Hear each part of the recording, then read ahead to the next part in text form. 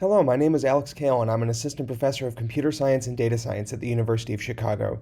Today I'm going to share some work that I did during my PhD with researchers at Stotler-Henke Associates and Northwestern University. My collaborators and I investigated how can we design an interactive system for aggregating scientific evidence that makes epistemic uncertainty a first-order concern. We created a prototype system called MetaExplorer, which facilitates exploration of what scientists might infer when aggregating study results from a body of literature. What we see here are a collection of study results from a literature review. Using MetaExplorer, scientists can see concerns about quality of evidence by mousing over study results they have flagged, and they can interactively add or remove study results from their analysis to see how this impacts an estimate obtained by aggregating these results together, which is shown in the bottom row of each table.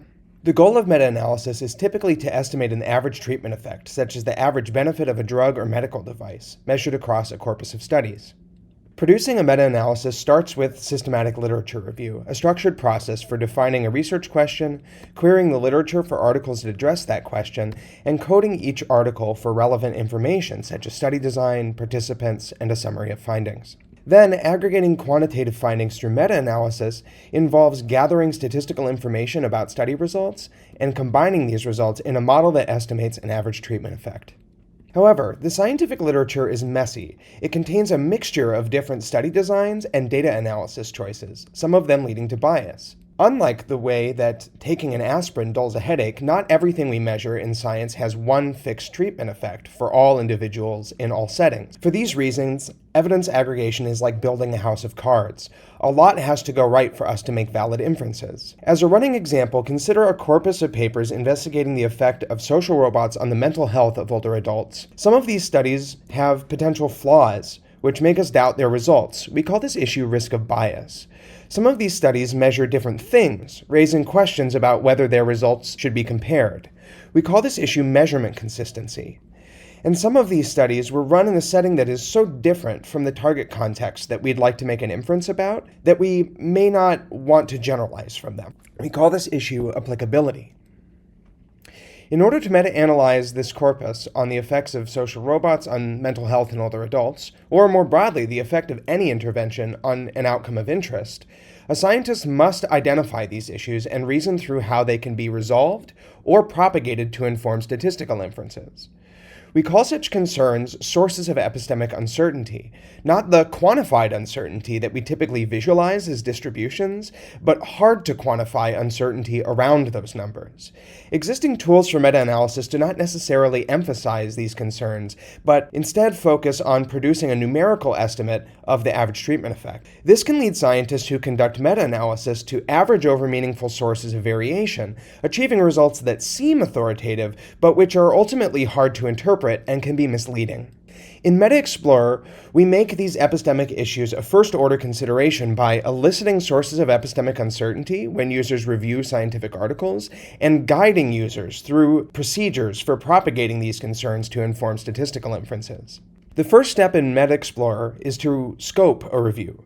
To start, this means defining a research question in terms of an intervention and an outcome of interest. In our social robots example, we choose an outcome variable, depression, which is commonly measured by studies in our corpus.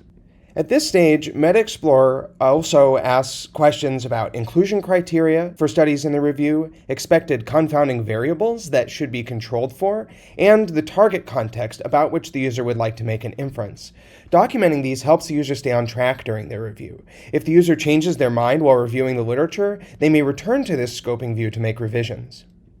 After scoping, the user moves on to a review management page where they can upload papers, monitor their progress, and navigate between other views in MetaExplorer. The tool is feature-rich, so rather than showing everything it does, we will focus on how sources of epistemic uncertainty are elicited and propagated through the workflow. MetaExplorer elicits sources of epistemic uncertainty during what we call evidence extraction.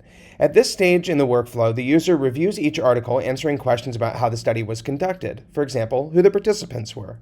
Questions in the evidence extraction form are linked to quality assessment items, addressing epistemic uncertainty. For example, whether exclusion or attrition from the study sample resulted in unbalanced treatment and control groups.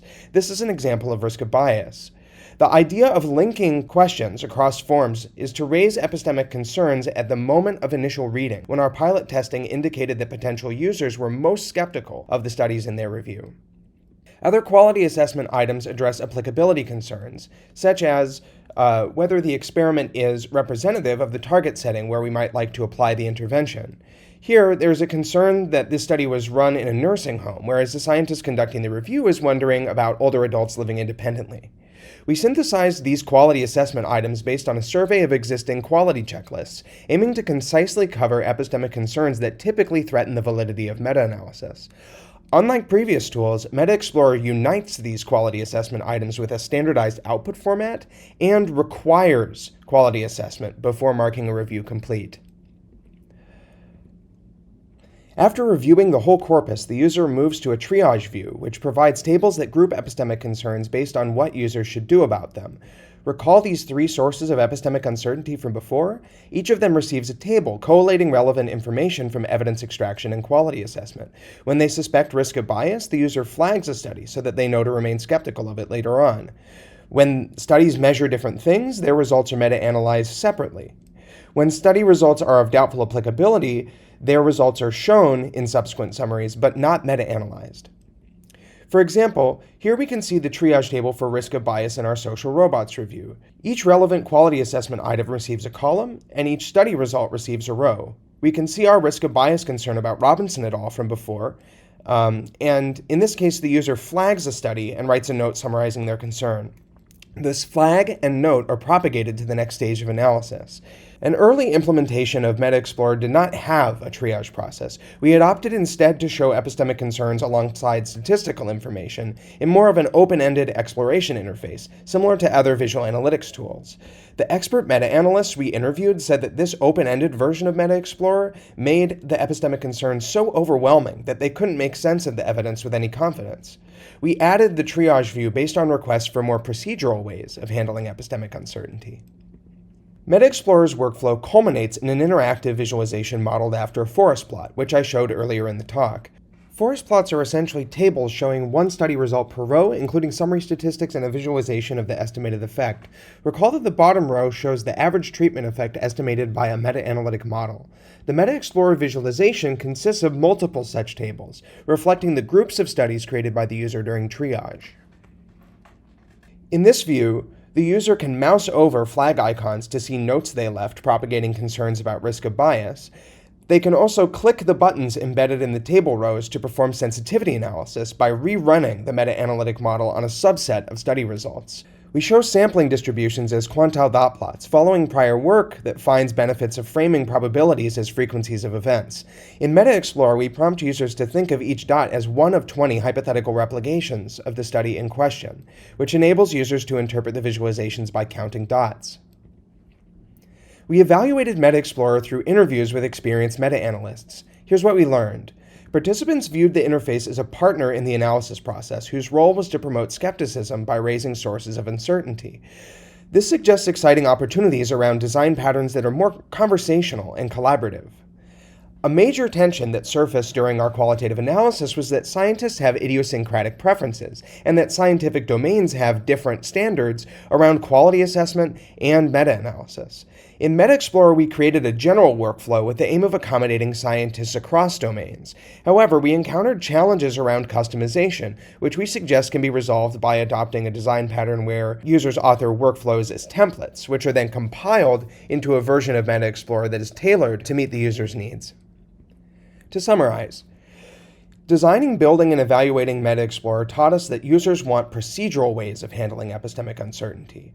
It's not enough to surface or draw attention to epistemic concerns. Contrary to the ethos of visual analytics systems, open-ended exploration seems to leave users unsure of what to do with epistemic uncertainty.